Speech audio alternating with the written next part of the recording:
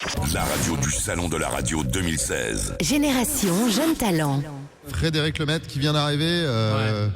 Ça va être dur de prendre la suite, mais je sens qu'il y a du niveau et puis il y a du style dans la coupe de cheveux là. Il m'a tué. Il m'a tué. Ah non, mais on est mort de rire. Non, honnêtement, si j'ai pas l'occasion juste après, je tiens à le féliciter en direct parce que sa chronique, j'étais en off juste à côté, il m'a défoncé. Voilà. Je tiens juste à dire ça. Il a quand même pu s'asseoir après. Excusez-moi. Frédéric Lemaitre d'IDFM, si Voilà. tu peux te présenter en quelques mots. Eh bien, tout à fait. Bonsoir tout le monde. Je me présente pour celles et ceux qui ne me connaissent pas, à savoir 90% du public, je pense. Frédéric Lemaitre, journaliste de profession culturelle, dans le domaine culturel depuis une quinzaine d'années. Et après un bref passage en tant que chroniqueur TV, ça fait maintenant 1 an et demi que je suis à la radio au sein d'IDFM, où je fais partie d'une émission qui s'appelle Big Bang et dans laquelle je chronique les sorties et loisirs insolites. Je suis, pour la petite histoire, également chanteur de rock, ce qui explique ma coupe de cheveux, justement, on en parlait. Et j'ai une passion toute particulière pour les hommes en collant, utilisant des gadgets farfelus. Alors non, je vous arrête tout de suite.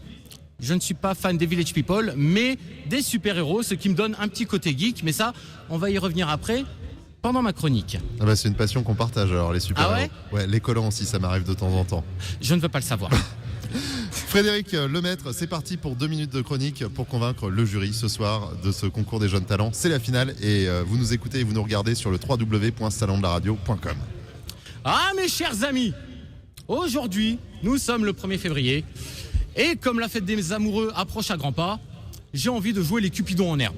J'ai envie de vous aider à trouver l'âme sœur. J'ai envie de vous parler de speed dating. Mais attention, pas de speed dating classique et ennuyeux comme une après-midi en maison de retraite avec Tata Fernande. Hein.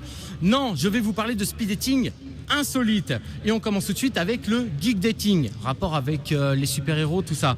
Alors un geek, c'est une personne passionnée par différents aspects culturels, que ce soit les bandes dessinées, les jeux vidéo, le cinéma, les séries télé. Mais, ça ne s'applique pas à tout. Hein. Attention, prenez Louis la Brocante par exemple.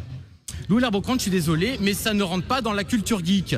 Ça veut juste dire qu'on est fan des vide-greniers et qu'on a des dimanches après-midi aussi palpitants qu'un concert de Magali Vaé dans la salle des fêtes de Bar-le-Duc.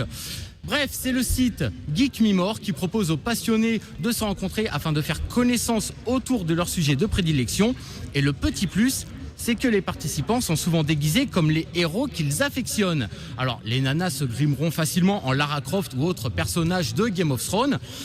Tandis que chez les mecs, on va surtout avoir droit à du petit gros moustachu façon Super Mario.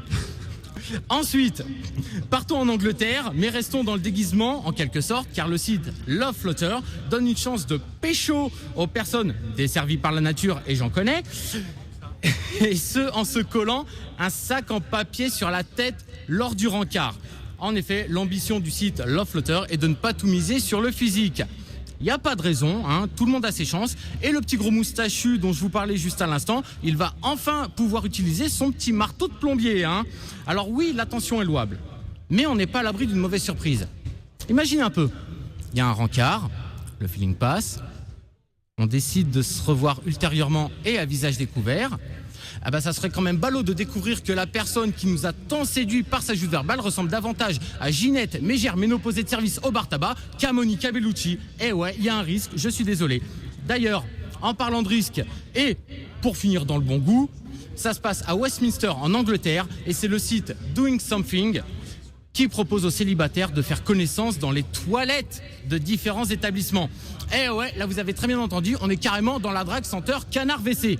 Alors, toilette de restaurant ou toilette d'un bar branché, personnellement, l'intérêt m'échappe quelque peu, mais si je peux me permettre un bon conseil au cas où vous serez tenté par l'aventure, évitez quand même de poser votre verre n'importe où. Ça c'est clair, je crois qu'on peut l'applaudir. Frédéric Lemaitre d'IDFM qui a fait une très belle prestation. Moi je retiens, tu peux rejoindre Rémi et les membres du jury. Moi je retiens le site Love Floater, le speed dating avec un sac sur la tête, ça m'intéresse parce que moi je dis souvent que la meilleure face des gens c'est quand ils sont de dos. Rémi, il vous rejoint pour parler un petit peu de lui et puis pour les questions du jury. Je vous rappelle que c'est la finale du concours des jeunes talents. On est en direct sur la radio du Salon de la Radio jusqu'à très tard à mon avis quand même encore d'ici la fin des délibérations parce qu'il y a quand même du niveau ce soir. Des questions avec tout d'abord Marc Choquet. Bonsoir et bravo. Bonsoir, merci. Parce que l'exercice n'est toujours pas simple. Comment vous avez travaillé votre chronique ? Est-ce que vous l'aviez déjà faite et que vous vous êtes dit, voilà, je vais la reprendre parce qu'elle avait peut-être bien marché? Alors, pour être totalement franc, c'est une chronique que j'avais déjà également proposée à IDFM où je travaille. Il y a quelques temps, je me suis dit, je vais la retravailler pour davantage coller à mes prestations actuelles, aux personnages que je peux incarner dans les émissions. Voilà, tout simplement, je la travaille avec le ressenti sur le moment. Ok, une autre question. Linda, Une deuxième question quand même. Linda Bourras. Oui, donc Téléstar. chanteur de rock, c'est ça? Aussi. Radio, télé. Voilà. Mais la vraie passion, c'est laquelle? Alors, je peux pas parler vraiment de vraie passion. Je peux parler plus d'évolution professionnelle. J'ai commencé dans le journalisme, dans la presse papier, ensuite sur Internet.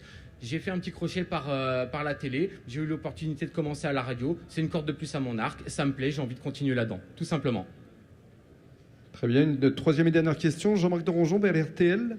Oui, tu as envie de continuer à être chroniqueur ou plutôt d'être animateur? Dans l'instant, je me sens bien à ma place de chroniqueur. Faudrait que je teste l'exercice d'animateur parce que je pense que c'est un travail. C'est pas donné à tout le monde.